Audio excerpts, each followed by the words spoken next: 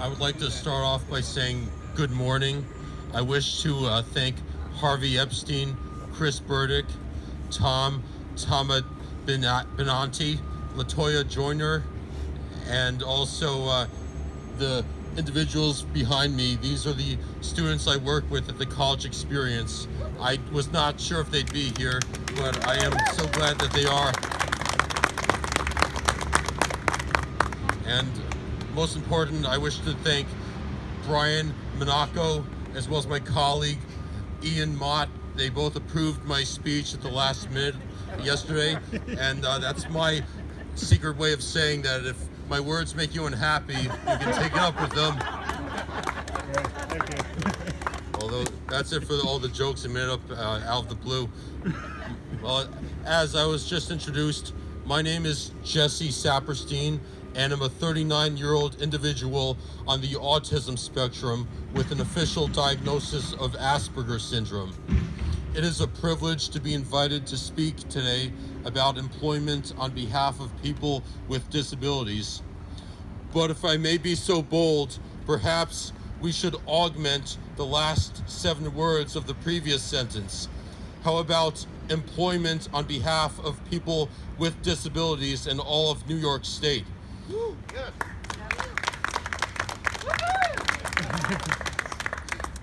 Employment is hardly a handout for those with challenges. It is also not charity or good public relations. It is something that is earned and always enhances the bottom line. It is an investment in the economic infrastructure of New York State and any one of the 49 other states that will embrace the same passion we exhibit today. Living with Asperger's syndrome has given me the privilege of having lived 2 extremely different lives. From age 24 until 34, I experienced a full decade of consistent failure. Even when employment blessed my life, it was oftentimes short-lived or filled with anguish, fear, and misunderstandings. It does not help how individuals on the autism spectrum struggle dearly with transitions. There has never been a transition that has ever gone well, and sometimes the desire to do all the right things leads to more problems than it solves. My career in the human service field was destroyed in a number of weeks at age 24 due to the inevitable rough start. All they had to do was give me a warning and explain the consequences of not showing improvement as soon as possible. The dream of making a difference in the world of education also evaporated when every substitute teaching job ended in failure. I remember the horrific day when one young lady in the school in 8th grade realized I had had a rough childhood, and she followed me around the classroom shouting, "Stuttering Stanley." The students learned a lesson that they could mock their adult teacher who has a disability, and it is the adult who is punished when they are never invited back. Publishing a book with Penguin Group USA that became successful all over the country provided some amount of hope that things would change. I was successful in so many areas, including public speaking, when the skills of controlling my comments continued to be honed. But it was sadly not even close to good enough for a very long time. The closest thing to a fighting chance that society gave me at age 30, with numerous accomplishments under my belt, was serving as a dishwasher for only $9 an hour. This story is not to depress you or sound bitter. It is to emphasize that based on how long it took for things to happen, I do not want to imagine the hurdles faced by those with more profound challenges and disabilities.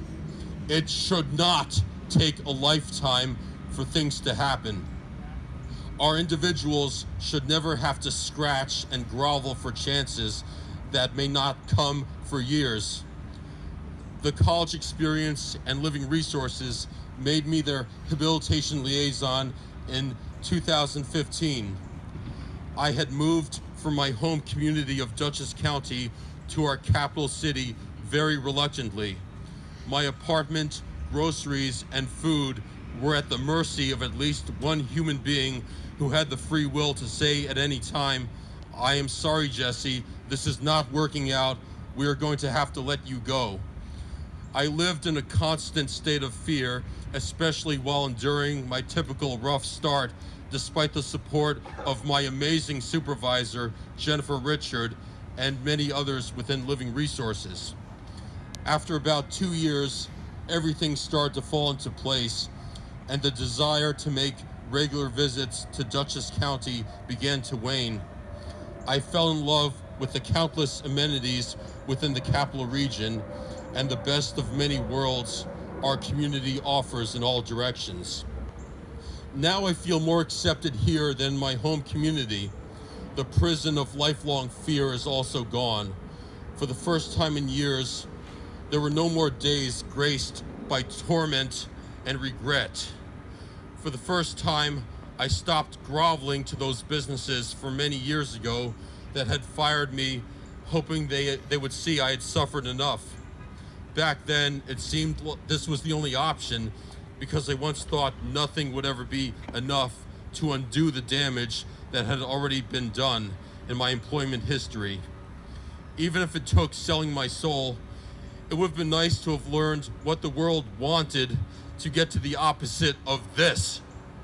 Employment with Living Resources took away my bitterness and anger towards some educators in the public school system because I began to think of them as hypocrites due to building up the confidence of those with special needs when they're children, only to reject them when they return as adults, despite their obvious desire to do better. My story of glacial progress and constant torment, followed by resilience and success beyond my wildest dreams, is not as common as it should be in New York State. There are too many individuals with unrealized talents and untapped potential. They succumb to the temptation of meager disability benefits in place of employment. The skills and motivation built by routines and self-discipline rapidly atrophy every passing year. Once it is gone, the effort to come back is that much harder. We need more than currently exists and must never rest on our laurels.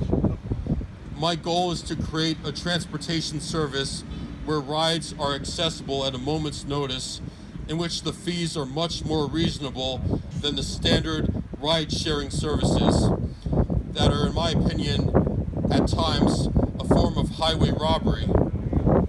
There will be no more excuses for a person not to work due to the handicap of no transportation. There will also be advocates to go to bat for individuals due to the misunderstandings that could and most likely will occur. Some of my peers may be doomed due to their inability to understand the rules hidden behind the actual spoken rules. A person with autism, for example, may heed the advice of not asking out his attractive female coworkers more than once. But then it may seem like a good idea to ask out every attractive female coworker in the office, as long as it is not more than once per woman. We do not naturally understand that even if we are technically not doing something wrong, it still may be asking for a lot of trouble. We are taught that hard work and perseverance makes all the difference when striving for employment opportunities. Well, it is a lie.